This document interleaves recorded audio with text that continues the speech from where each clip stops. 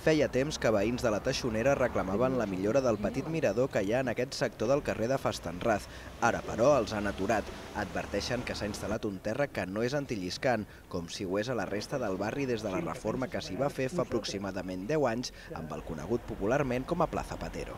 Els veïns ràpidament ens vam donar compte que el paviment no era antideslizant, quan és una muntanya que això es venia del Plaza Patero, que es va negociar de que fossi tota la carrer Fastenrath, i si mireu, veureu tot el carrer Fastenrath amb deslizant, diguéssim, la zona peatonal.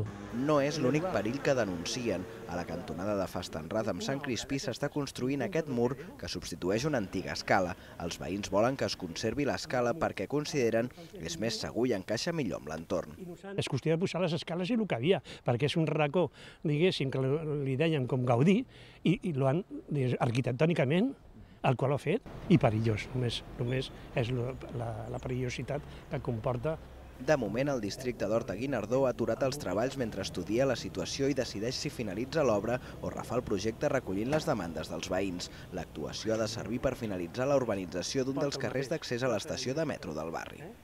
El perill que comporta és que, de fet, quedaria desnivelat.